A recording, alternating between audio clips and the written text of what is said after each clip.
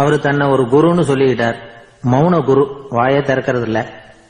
அவருக்கு 2 சீடர்கள் உண்டு. இவங்க தான் வர்றவங்க கிட்ட பேசுவாங்க, விளக்கம் கொடுப்பாங்க. ஒரு நாள் இந்த சீடர்கள் 2 பேரும் எங்கேயோ வெளியில போயிட்டாங்க. அந்த நேரம் பார்த்து ஒருத்தர் அங்க வந்தார். குரு கிட்ட போனார். குருவே, புத்தர்னா என்ன அப்படின்னு கேட்டார். குருவுக்கு ஒன்னும் புரியல. அவர் உண்மையான குருவா இருந்தாவில புரியும். திருன்னு முழிக்க ஆரம்பிச்சார். இந்த நேரம் பார்த்து இந்த சீடர்களும் எங்கேயோ போயிட்டாங்களே, என்ன பண்றது, உதவிக்கு யாராவது கிடைக்க மாட்டாங்களா அப்படின்னு அப்படியே சுற்றுமுற்றும் பார்த்தார். வந்தவர் இதை கவனிச்சார். ஏதோ புரிஞ்சுக்கிட்ட மாதிரி அடுத்த கேள்வியை கேட்டார். தர்மம்னா என்ன சுவாமி அப்படின்னார். குருவுக்கு ரொம்ப சங்கடமா போச்சு.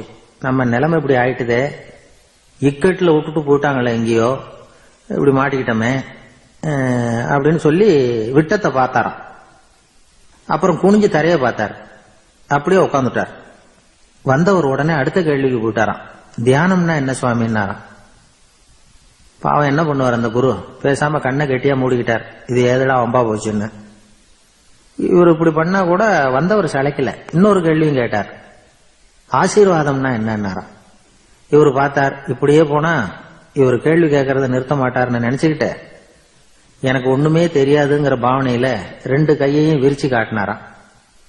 வந்தவர் முகத்துல மகிழ்ச்சி, மன நிறைவு, ஏதோ எல்லாம் புரிஞ்சுக்கிட்ட ஒரு மாதிரி அங்க இருந்து புறப்பட்டு போனார். வழியில அந்த குருவோட சீடர்கள் 2 பேரையும் சந்திச்சார். உங்க குருவை நாங்க பார்த்துட்டு வரோம் அப்படின்னாராம். இவரு என்ன நடந்ததுன்னு கேட்டிருக்காங்க அவங்க. இவர் விவரமா சொன்னாராம். உங்க குரு எப்பேற்பட்ட ஞானி தெரியுமா, புத்தர்னா என்னன்னு கேட்டேன். அதுக்கு அவர் அப்படியும் இப்படியும் பார்த்தார். அதுக்கு என்ன அர்த்தம் தெரியுமா, மக்கள் புத்தரை அங்கேயும் இங்கேயும் தேடுறாங்க, உண்மையில அவர் அங்கேயும் இங்கேயும் தேடி கண்டுபிடிக்க முடியாது அப்படிங்கறத அவர் செய்கை மூலமா உணர்த்தினார். அதுக்கப்புறம் தர்மம்னா என்னன்னு கேட்டேன். ஒரு மேலையும் கீழையும் பார்த்து தர்மம் சமமானது, அதுல உயர்வு தாழ்வு இல்லை அப்படிங்கறத உணர்த்தினார். அதுக்கப்புறம் தியானம்னா என்னன்னு கேட்டேன். கண்ணை மூடிக்கிட்டார். கண்ணை மூடி காணும் அற்புதம் அதுங்கிறத புரிஞ்சுக்கிட்டேன். கடைசியா ஆசீர்வதிக்கப்படுறது பத்தி கேட்டேன். கைகளை நீட்டி உதவுறது தான் அது அப்படிங்கறத 2 கையையும் விரிச்சு உணர்த்தினார். எவ்வளவு பெரிய மகான் அவரு அப்படின்னு சொல்லிவிட்டு அவர் பாட்டுக்கு போயிட்டார்.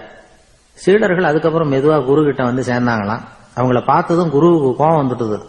அடே பாவிகளா, எங்கடா போய் தொலைஞ்சிங்க, நான் ஒரு ஆளுகிட்ட மாட்டிக்கிட்டு என்ன பாடுபட்டிருக்கேன் தெரியுமா அப்படின்னாராம்.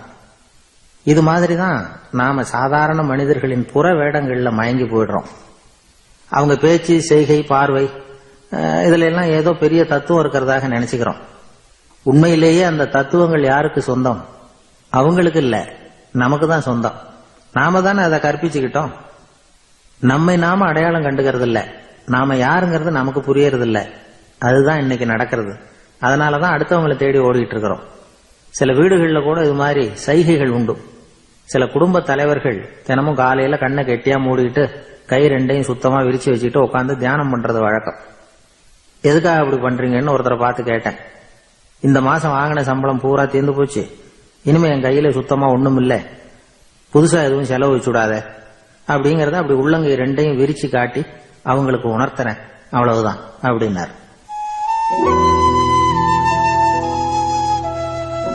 இருக்கிறாங்க. அந்த வழியா போறவங்க வர்றவங்க எல்லாம் அந்த இடத்துல நின்று அது என்ன மண்டபம் அப்படின்னு விசாரிக்க ஆரம்பிச்சாங்க. அந்த அப்பாவும் பிள்ளையும் தான் வர்றவங்களுக்கு எல்லாம் விவரம் சொல்லிட்டு இருக்கிறாங்க. அதாவது இந்த இடத்துல ஒரு பெரிய மகான் சமாதி ஆயிருக்கார், அவர் சமாதியான இடத்துல இந்த நினைவு மண்டபத்தை கட்டி இருக்கிறோம் அப்படின்னாங்க. ஊரு பூரா இந்த செய்தி பரவிச்சு. நிறைய பேர் அந்த இடத்தை தேடி வர ஆரம்பிச்சாங்க. இங்க வந்து கொஞ்ச நேரம் உட்காந்துட்டு போனா மனசுக்கு ஒரு நிம்மதி கிடைக்குது அப்படின்னாங்க. அங்க இருந்த உண்டியல்ல நிறைய காசு போட்டுட்டு போறாங்க. பணம் கிடுகிடுன்னு நிறைய சேர ஆரம்பிச்சுட்டுது. பணம் நிறைய சேர்ந்த உடனே அந்த அப்பாவுக்கும் பிள்ளைக்கும் தகராறு வந்துட்டுது. பணம் சேர்ந்தாலே சொத்து தகராறு வரத்தானே செய்யும், அது மாதிரி வந்துட்டுது. பையன் அடிக்கடி நிறைய பணம் கேட்க ஆரம்பிச்சான். அப்பா பார்த்தார், யோசனை பண்ணார், ஒரு முடிவுக்கு வந்தார். ஒரு நாள் பையனை கூப்பிட்டார். இத பாருப்பா, நமக்குள்ள தகராறு வேணாம், அப்பாவும் பிள்ளையும் இப்படி சண்டை போட்டுக்கிட்டா பாக்குறவங்க தப்பா நினைப்பாங்க, அதனால நமக்குள்ள சமரசமா இதை தீர்த்துக்குவோம், என்ன சொல்ற அப்படின்னார் அப்பா. சரி நான் பையன். உடனே அந்த அப்பா என்ன பண்ணார் தெரியுமா, மகன் கிட்ட கொஞ்சம் பணத்தை கொடுத்தார், தன்கிட்ட இருந்த ஒரு கழுதையையும் கொடுத்தார். இதை வச்சு நீ பொழைச்சிக்கோ அப்படின்னு சொல்லி அனுப்பி வச்சுட்டார். மகன் அந்த கழுதையை இழுத்துக்கிட்டு அடுத்த ஊருக்கு போனான். வழியிலேயே அந்த கழுதை செத்து போச்சு. உடனே என்ன பண்ணலாம்னு யோசனை பண்ணான். ஒரு ஐடியா வந்தது. அந்த கழுதைய ஒரு சாலை ஓரமா புதைச்சான். கையில் இருந்த பணத்தை வச்சு அந்த இடத்துல ஒரு கல் மண்டபம் கட்டினான். அந்த வழியா 2 பேர் வந்தாங்க. இது என்ன மண்டபம்னு விசாரிச்சாங்க. இந்த இடத்துல ஒரு பெரிய மகான் சமாதி ஆயிருக்கிறார் அப்படின்னா. இந்த செய்தி ஊர் பூரா பரவ ஆரம்பிச்சுட்டுது. நிறைய பேர் வந்து போக ஆரம்பிச்சாங்க. இங்க வந்தா மனசுக்கு ஒரு பெரிய நிம்மதி கிடைக்குது அப்படின்னு வேற சொல்ல ஆரம்பிச்சாங்க. வர வர கூட்டம் அதிகமா வர ஆரம்பிச்சுட்டுது. உண்டியல்ல பணம் நிறைய சேர்ந்துட்டுது. நகையெல்லாம் கூட கழட்டி காணிக்கையா போட ஆரம்பிச்சுட்டாங்க. அப்பாவை விட மகன் பெரிய ஆளாயிட்டான். இதை கேள்விப்பட்டார் அப்பா. பையனை பார்த்துட்டு வரலாம்னு ஒரு நாள் புறப்பட்டு வந்தார். பையன் ஓஹோன்னு இருக்கிறான். பங்களா, காரு எல்லாம் வந்துட்டுது. எப்படிடா இந்த அளவுக்கு ஆனே அப்படின்னு விசாரிச்சார். அப்பா, எல்லாம் உங்க ஆசீர்வாதம் தான். நீங்க கொடுத்த மூலதனத்தை வச்சுதான் இவ்வளவும் சம்பாதிச்சேன் அப்படின்னா பையன். அது எப்படிறான்னு விசாரிச்சார். அப்பா, நீங்க ஒரு கழுத குட்டியும் கொஞ்சம் பணமும் என்கிட்ட கொடுத்து அனுப்பி வச்சிங்க. அதை எடுத்துக்கிட்டு வந்தேன். வர்ற வழியில அந்த கழுதை செத்து போச்சு. உடனே யோசனை பண்ணேன். அந்த கழுதையை இந்த இடத்துல புதைச்சேன். கையில் இருந்த பணத்தை வச்சு மண்டபம் கட்டினேன். மகான் ஒருத்தர் சமாதி ஆயிருக்கார் அப்படின்னு வதந்தியை கிளப்பி விட்டேன். ஜனங்கள்லாம் ஏமாந்து போய் காசை கொண்டாந்து போட ஆரம்பிச்சிட்டாங்க. நான் பொழைச்சிக்கிட்டு இருக்கிறேன் அப்படின்னா. இப்பதான்டா நீ என் புள்ள அப்படின்னு சொல்லி சந்தோஷப்பட்டாரான் அந்த அப்பா. ஏன் அப்படி சொல்றீங்கன்னு கேட்டிருக்கான் பையன். கழுத குட்டியை புதைச்சி மண்டபம் கட்டி இருக்கிற நீ, ஏற்கனவே நம்ம ஊர்ல நாம கட்டி இருக்கிறோமே மண்டபம், அது இந்த கழுதையோட அம்மாவை புதைச்ச இடம். மகான் சமாதி ஆயிருக்காருன்னு நானும் சும்மா கப்சாதான் விட்டுக்கிட்டு இருக்கேன் அப்படின்னாராம் அப்பா. முட்டாள் ஜனங்களை நினைச்சு அந்த 2 பேரும் சத்தம் போட்டு சிரிச்சாங்களாம். மனுஷன் ஏமாத்துறது ரொம்ப சுலபம். என் கூட படிச்ச ஒருத்தன் திடீர்னு ஒரு நாள் எல்லாருக்கும் அருள் வாக்கு சொல்ல ஆரம்பிச்சுட்டான். அவன் ஒரு ஆபீஸ்லயும் வேலை பார்க்கறான். ஆபீஸ்ல உள்ளவங்க எல்லாம் அவங்கிட்ட வந்து அருள் வாக்கு கேட்கறது வழக்கம். ஒரு நாள் நான் அவன் முன்னாடி போய் உட்காந்து பேசிக்கிட்டு இருந்தேன். அப்போ அதே ஆபீஸ்ல வேலை பார்க்கிற ஒருத்தர் அவங்கிட்ட வந்து, சுவாமி, என் மேஜையில வச்சிருந்த பேனா திடீர்னு காணாம போட்டுது, அது திரும்ப கிடைக்குமா எனக்கு அப்படின்னு கேட்டார்.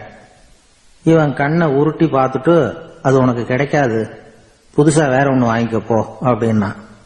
சரின்னு அவர் போயிட்டார். அவர் போனதுக்கு அப்புறம் நான் மெதுவா இவனை பார்த்து, அது எப்படிடா அது உனக்கு கிடைக்காதுன்னு அவ்வளவு உறுதியா அவர்கிட்ட சொன்னேன் அப்படின்னு கேட்டேன். இவன் மெதுவா என் காதுகிட்ட வந்து, அந்த பேனாவை கிளப்புனதே நான் தான் அப்படிங்கிறான். இந்து மதம் வாட்ஸ்அப் குழுவில் இணைய 9789 374 109 என்ற எண்ணிற்கு உங்கள் வாட்ஸ்அப் மூலம் ரிக்வெஸ்ட் அனுப்பவும்.